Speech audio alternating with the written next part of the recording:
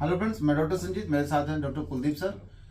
भैया एक के राजपूत सर हैं। इनको जो है फिस्टुला इन्होंने डायग्नोस हुआ था और भैया की ये रिपोर्ट है। इसमें ग्रेड 2 का फिस्टुला इनको डायग्नोस हुआ था, लेकिन इसमें 3 एक्सटर्नल ओपनिंग थी। एक फाइब्रोस टिश्यू मतलब फाइब्रोस ट्रैक था और एक जो है इसमें जिसमें रिपोर्ट में आप देख सकते हैं ग्रेड 2 का फिस्टुला इनको डायग्नोस हुआ था।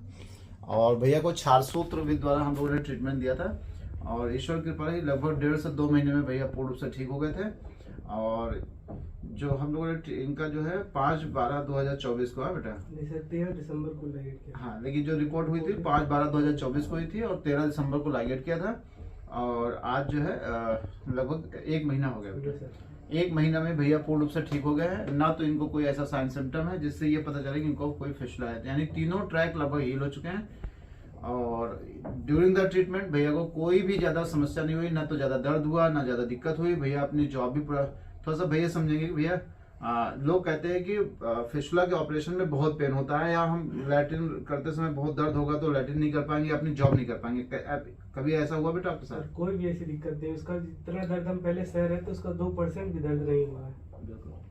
जिस तरीके से क्षार सूत्र के बारे में कहा जाता है कि ये बीमारी को पूरी तरीके से जो है जड़ से खत्म कर देता है, लेकिन लोगों के मन में क्षार सूत्र के लिए एक भय बना हुआ है कि अगर क्षार सूत्र से हम सर्जरी कराएंगे तो आप अपने नित्य कार्य कैसे करेंगे, मलत्याग के लिए कैसे जाएंगे, हम अपना जॉब कैसे कर पाएंगे।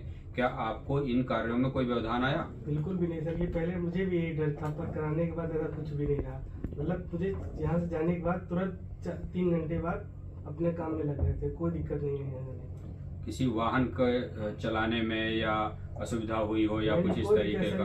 आप रूटीन काम, आप प्रतिदिन वाले जो काम है आप सुचारू रूप से कर पा रहे थे? बिल्कुल सर, यहाँ से हम खुद अपनी बाइक से गए थे कराने के बाद से। बिल्कुल। और ये जैसे हम लोग बताते हैं कि भाई पेन कम होता है, पस कम आता है, और हमने जितने भी अपने पेशेंट के रिव्यूज डालते हैं बस इसलिए कि थोड़ा सा दूसरे पेशेंट का मतलब या दूसरे लोगों का कॉन्फिडेंस बिल्डअप हो, ताकि क्षार सूत्र के प्रति जो मन में डर भय है वो थोड़ा कम हो जाए। हम लोग क्या करते हैं, जैसे सुबह लैट्रिन जाने से पहले ये ऑयल को क्या करते हैं, सुबह लैट्रिन जाने से पहले मलद्वार में पुश कराते हैं ऐसे। तो इससे क्या होता है कि जो हमारी गुदामार्ग होती है वो बिल्कुल चिपचिपी हो जाती है और लैट्रिन आसानी से हमारे गुदामार्ग से पास हो जाती है। क्यों बेटा?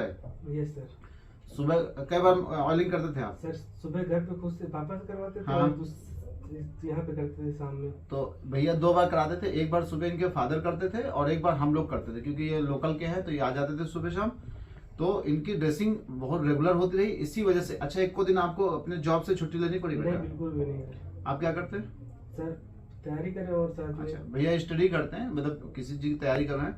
मतलब ड्यूरिंग द ट्रीटमेंट कभी आपको ऐसा लगा कि आपकी स्टडी में कोई दिक्कत आई हो? तो हम लोग क्या करते हैं, सुबह पाइलोआन ऑयल को सुबह लैट्रिन जाने से पहले मलद्वार में पुश करा देते हैं, लैट्रिन जाने के बाद घुंघरू में सिकाई करा देते हैं, शाम को फिर से पाइलोआन ऑयल को लैट्रिन रास्ते में पुश करा देते हैं, ताकि मल के जो टुकड़े हैं, जो फिस्टुला ट्रैक है उसके अंदर कोई वो इन्फेक्शन ना क्रिएट करे, यानी वहाँ पे पस ना बनाए या सेकेंडरी ट्रैक ना बनाए।